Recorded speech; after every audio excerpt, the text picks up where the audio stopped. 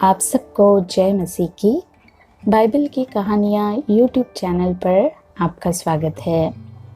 आज हम जेनेसिस का पहला अध्याय उसके बारे में पढ़ेंगे। जेनेसिस का अध्याय आपने बहुत बार पढ़ा होगा, पर इसे संक्षिप्त रूप में आज हम देखते हैं। अगर आप चैनल पर नए हो तो चैनल को सब्सक्राइब करना ना भूलें और बेल घंटी ज़रूर दबाइए, जिससे आने वाली वीडियोस की नोटिफिकेशन आपको मिलती रहे। परमेश्वर ने हमें रचनात्मक होने और इस संसार में चमकने के लिए बनाया है, ताकि उसके नाम की महिमा हो। उत्पत्ति की पुस्तक ईश्वर की रचना के बारे में बात करती है। शुरुआत में ईश्वर ने स्वर्ग और पृथ्वी का निर्माण किया। ईश्वर ने सब कुछ एक उद्देश्य और क्रम से बनाया है। आपने किसी बच्चे को मिट्टी से खेलते और उससे कुछ बनाने की कोशिश करते देखा होगा, लेकिन कई बार माता पिता उन्हें मिट्टी से खेलने नहीं देते और उसके लिए कार या गुड़िया जैसे खिलौने खरीद लेते हैं। लेकिन हमें उन्हें कुछ बनाने के लिए नहीं रोकना चाहिए, उनकी कल्पना को बहने देना चाहिए।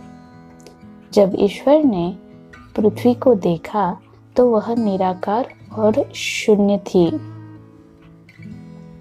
जब आपका बच्चा मिट्टी से कुछ बनाता है या कागज पर कुछ लिखता है तो वो निराकार दिख सकता है, पर उन्हें कभी भी रोकना नहीं है।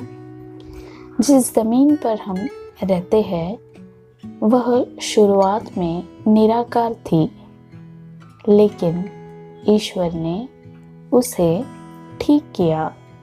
अगर आपके शरीर में कोई विकृति है और लोग आपका उपहास उड़ाते हैं तो परेशान न हो, क्योंकि ईश्वर एक चित्रकार है और वह आपको सुंदर रंगों से भर देगा। क्या आपने देखा है कि जब एक चित्रकार एक पहाड़ी परिदृश्य को चित्रित करता है तो वह पहले आकाश और बादल को चित्रित करता है। ज़्यादातर मामलों में हम देखते हैं कि लोग शादी कर लेते हैं और बच्चे पैदा कर लेते हैं और फिर अपना घर बनाने के लिए संघर्ष करते हैं। लेकिन एक बुद्धिमान व्यक्ति एक नींव रखता है, जिसका अर्थ है कि वह शादी से पहले अपना घर बनाता है। हमें ईश्वर की रचना से कई सबक सीखने चाहिए। हमारे जीवन में हमने सृष्टिकर्ता को कभी भी दोष नहीं देना चाहिए। हमें व्यायाम करना चाहिए, स्वस्थ भोजन करना चाहिए और परमेश्वर के वचन का ध्यान करें और फिर परमेश्वर के प्रकाश को अपने जीवन पर चमकने दें। ऐसी कोई भी समस्या नहीं है जिसका हल परमेश्वर के पास नहीं है। अंधेरा आपके जीवन पर हावी नहीं हो सकता। परमेश्वर का प्रकाश तुम्हारे चेहरे पर ज़रूर चमकेगा। याद रखिए, हर रात के बाद सवेरा होता है। परमेश्वर ने जल से जल को अलग करके स्वर्ग की रचना की। जब हम पहले उसके राज्य की खोज करेंगे और वह बातें जो स्वर्ग की है, तो अन्य सब वस्तुएं भी हमें मिल जाएंगी। बाद में हमने उत्पत्ति में पढ़ा कि परमेश्वर ने पृथ्वी की नींव बनाई। परमेश्वर ने देखा कि यह अच्छा था। प्रियो, अपने आप को कभी नहीं कहे कि मैं शिक्षित नहीं हूँ या मेरे पास पैसे नहीं हैं या मैं अनाथ हूँ। परमेश्वर आपके जीवन के लिए एक ठोस नींव रखेगा। उत्पत्ति में हम देखते हैं कि पहले दिन ईश्वर ने दिन और रात बनाई, दूसरे दिन उसने स्वर्ग बनाया, तीसरे दिन उसने पृथ्वी, समुद्र और वनस्पति की रचना की, चौथे दिन सूर्य और चंद्रमा, पांचवें दिन समुद्री जीव और पक्षी, और छठे दिन उसने जानवरों को बनाया, और अंत में उसने हमें बनाया। हो सकता है कि एक समय ऐसा रहा हो जब आदम अकेला था और अदन के बगीचे में आश्चर्य कर रहा था। वह अपने जीवन की तुलना पक्षियों और जानवरों से कर रहा होगा जो नर और मादा के जोड़ों में बनाए गए थे।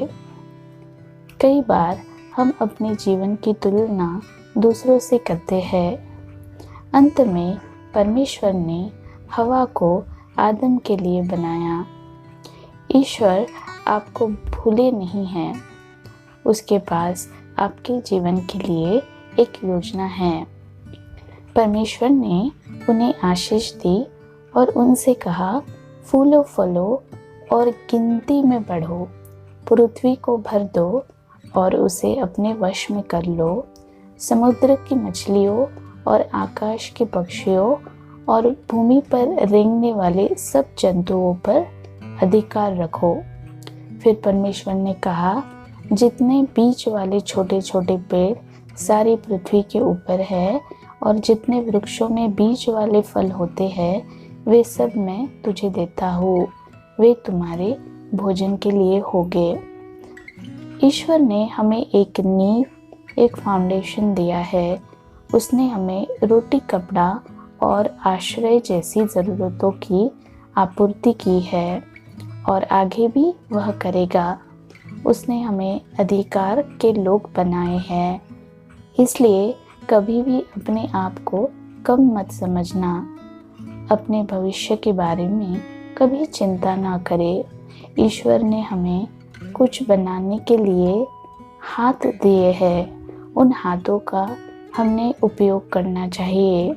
सोचने के लिए दिमाग दिया है, उस दिमाग का हमने सही उपयोग करना चाहिए। उनका उपयोग करें और एक उत्कृष्ट कृति बनाएं। परमेश्वर आपके सब हाथों के कामों पर आशीष देगा।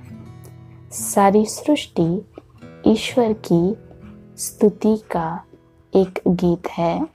आशा करती हूँ इस कहानी का संक्षिप्त विवरण आपको मिला होगा। मिलते हैं एक नई कहानी के साथ। तब तक अपना ख्याल रखिए। आप सबको जय मसीह की।